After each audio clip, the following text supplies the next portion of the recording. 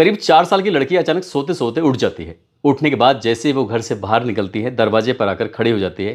वो अपने पापा को देख रही थी। उसके पापा ने उसकी माँ को मार दिया। मारने के बाद उसके जोड़ों जैसे हाथ होता है तो हाथ के पर कट लगाता था, सीने पर पैर रखा और उसके बाद उसके हाथ को उखाड़ दिया। इसी तरह से शरीर के अलग अलग हिस्सों को उसी तरह से कट लगाता था। कट लगाने के बाद उसको खींच कर उखाड़ दिया करता था या फिर तोड़कर अलग कर दिया करता था। जैसे जैसे टुकड़े अलग हो रहे थे वैसे वैसे फ्रिज में वो स्टोर कर रहा था कि कहीं ऐसा ना हो कि इसमें से दुर्गंध आने लगे। जैसे बाप कर रहा था वो इतना मशगूल था, उसे ये इतना बेखबर था कि कोई उसे देख भी रहा है।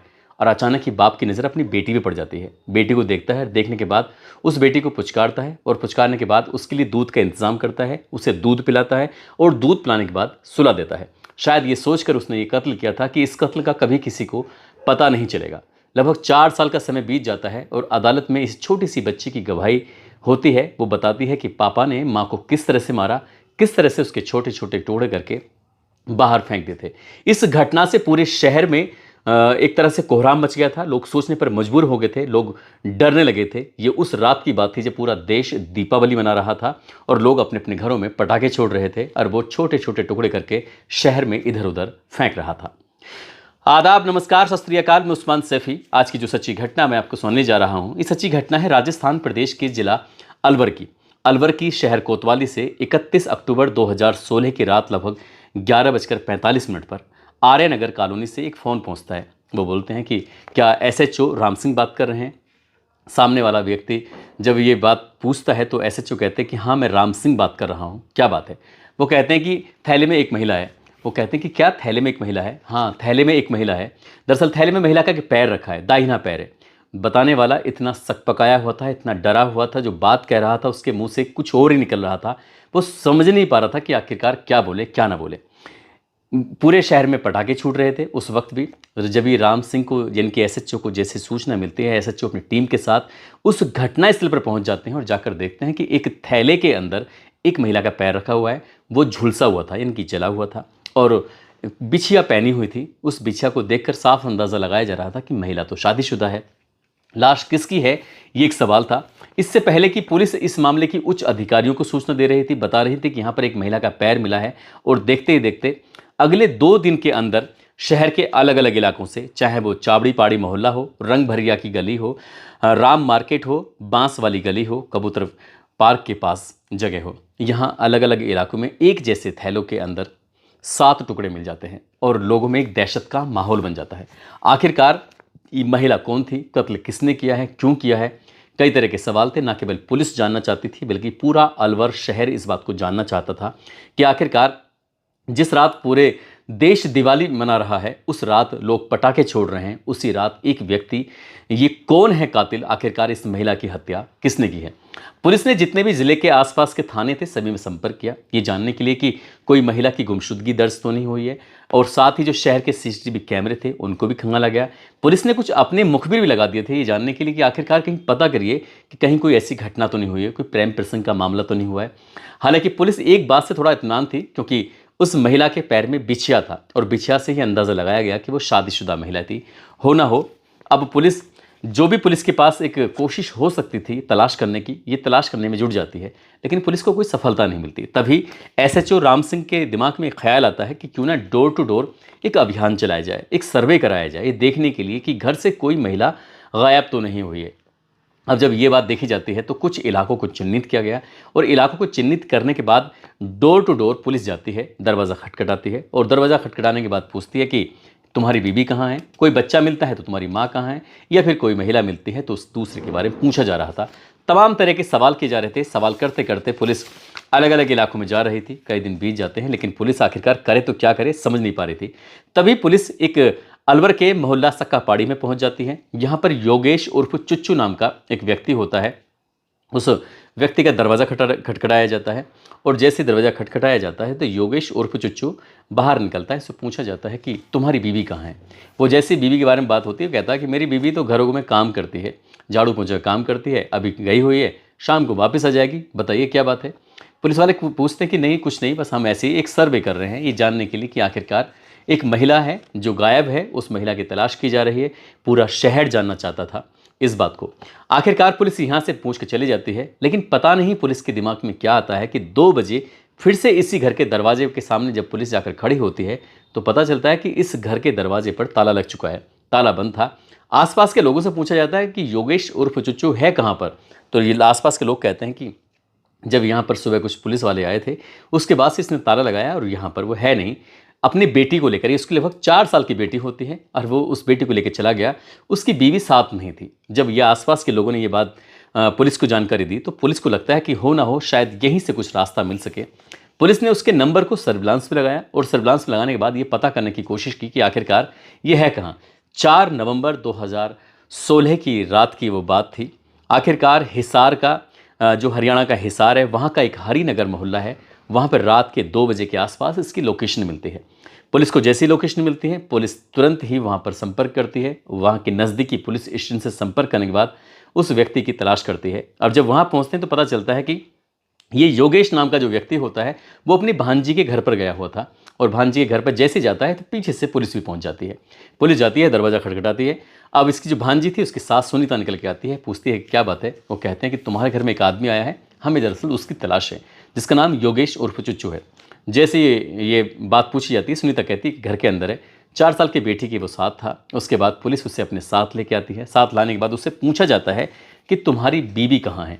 तब वो कहता है कि बीवी को मारकर उसकी हत्या करने के बाद उसके टुकड़े शहर के अलग अलग हिस्सों में फेंक दिए।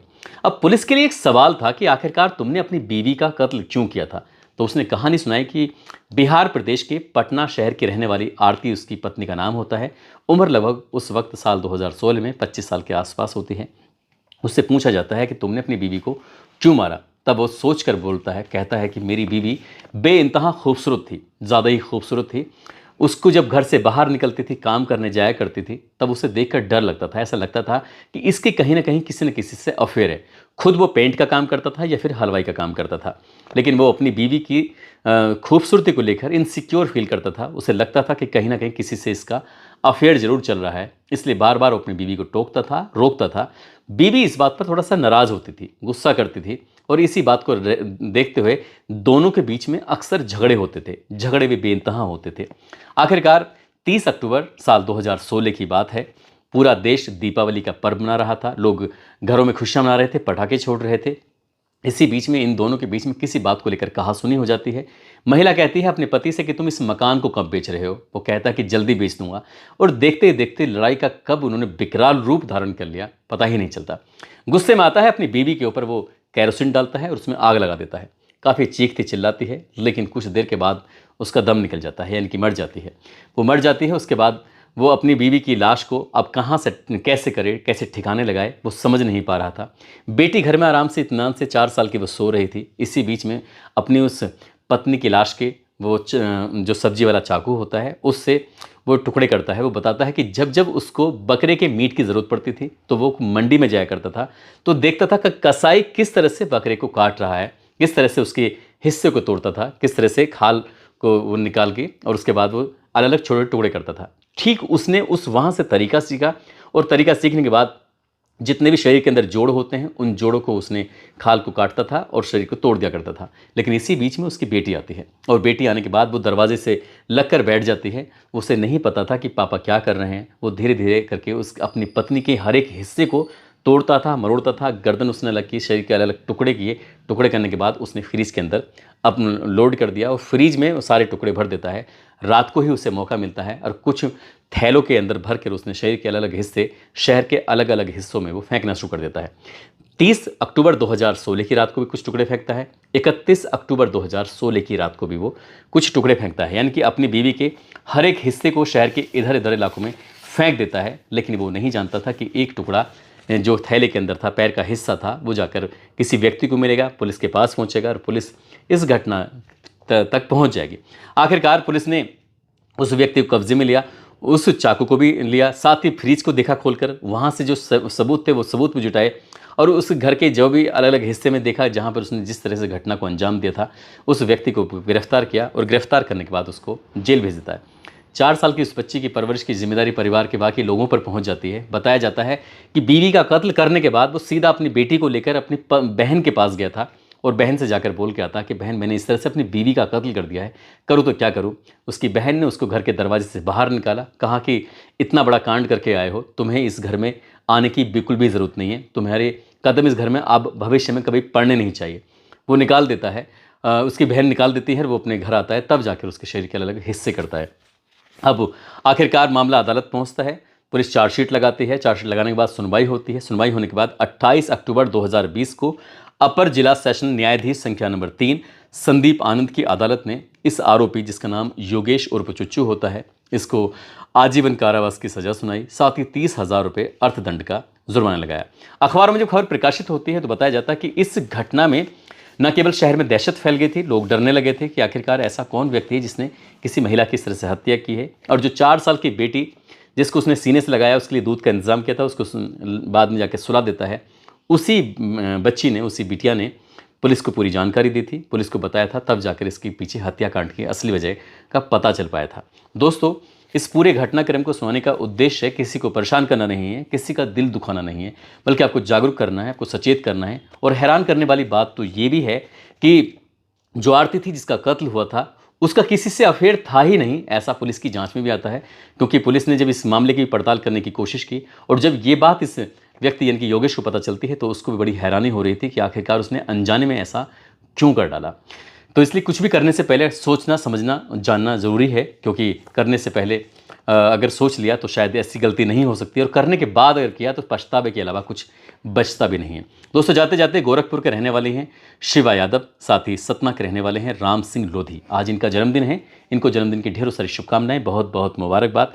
साथ ही कुछ लोगों ने नाम लेने की अपील की है, जिसमें धनबाद के रहने वाले हैं गोस्वामी राहुल गिरी, गरिमा तिवारी, चांदनी गिरोह, तनवीर खान, गोविंदा घोष उनकी पत्नी है सुष्मिता घोष, त्रिपुरा के रहने वाले हैं, मोहम्मद नाजिम एटा से हैं, अर्जुन पाल प्रयागराज से हैं, पूर्णामल बारूपाल भादराज से हैं, सुबुत्रा कुमार कदमा से हैं, भूपेंद्र सिंह बिहार से, अब्दुल करीम सोहेल खान अमेठी से, गोल्डन इकराम नवादा से। आप सब लोग अपना ख्याल रखें, सुरक्षित रहें। जय हिंद, जय भारत।